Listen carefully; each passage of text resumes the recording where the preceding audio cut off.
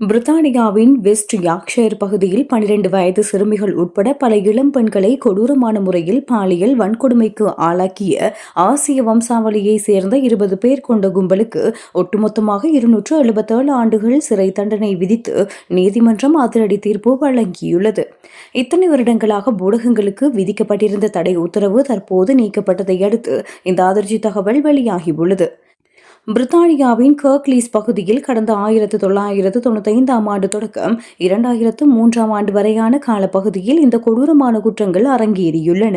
45 வயது முதல் 87 வயது வரையான 20 பேர் அடங்கிய கும்பலே வெஸ்ட் யார்க்ஷயர் போலீசாரினால் தற்போது கூண்டோடு கைது செய்யப்பட்டுள்ளனர். பாதிக்கப்பட்ட சிறுமிகளுக்கு கிளாஸ் ஏ ரகத்தை சேர்ந்த மிக வீரியமான போதைப் பொருட்களை கொடுத்து அவர்களை போதைக்கு அடிமையாக்கி இந்த மிருகத்தனமான கும்பல் தொடர்ச்சியாக கூட்டு வன்கொடுமைகளை செய்து வந்துள்ளதாக போலீசார் தெரிவித்துள்ளனர். இந்த வழக்கின் சிக்கலான தன்மை காரணமாக லீட்ஸ் கிரவுண்ட் நீதிமன்றத்தில் 2023ஆம் ஆண்டு ஜூலை மாதம் ஆரம்பிக்கப்பட்ட வழக்கு விசாரணைகள் 6 தனித்தனி குற்றவியல் வழக்குகளாக பிரிக்கப்பட்டு நடத்தப்பட்டன.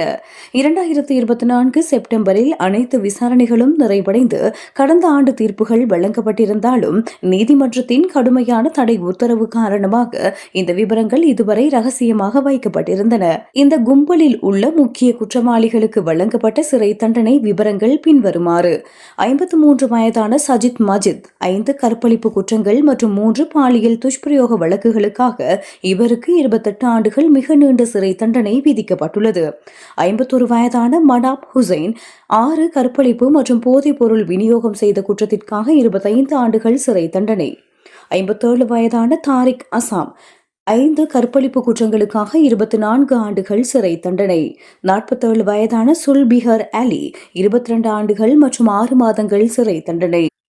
56 வயதான அவுரங்கசீப் அசாம் 10 கற்பழிப்பு குற்றங்களுக்காக 20 ஆண்டுகள் சிறை தண்டனை. 49 வயதான அன்சார் மஹ்மூத் கயூம் ஏற்கனவே வேறு வழக்கில் சிறையில் உள்ள இவருக்கு மேலும் 3 கற்பழிப்பு குற்றங்களுக்காக 10 ஆண்டுகள் சேர்க்கப்பட்டு மொத்தமாக 30 ஆண்டுகள் சிறை தண்டனை விதிக்கப்பட்டுள்ளது. 28 வயதான இப்ராஹிம் கலீபா என்ற முதியவருக்கு 2 கற்பழிப்பு குற்றங்களுக்காக 11 ஆண்டுகள் சிறை தண்டனை வழங்கப்பட்டுள்ளது. இவர் சிறையிலேயே உயிரிழக்க நேரிடும் என தெரிவிக்கப்படுகின்றது. 48 வயதான டோனாலின் இந்த கும்பலில் இருந்த ஒரே ஒரு பெண் இவர் ஆவார். பாலியல் தொழிலை கட்டுப்படுத்திய குற்றத்திற்காக இவருக்கு 3 ஆண்டுகள் சிறை தண்டனை விதிக்கப்பட்டுள்ளது. இவர்களோடு சேர்த்து ஷஹில் ஹக், ரக்பிக் பட்டேல், ஜாஹித் அலி நௌசர்கா, முகமது ஷேக், முகமது யாசின், லியாஹத் ஹுசைன், ஹனீப் உட்பட்ட 20 பேருக்கும் ஒட்டுமொத்தமாக 277 ஆண்டுகள் சிறை தண்டனை விதிக்கப்பட்டுள்ளது.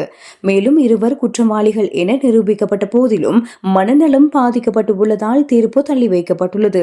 பிரித்தானியாவின் வடக்கு பகுதியில் அண்மை காலமாக இவ்வாறான ஆசிய குரூமிங் கும்பல்கள் அடுத்தடுத்து கைது செய்யப்பட்டு வருகின்றனர்.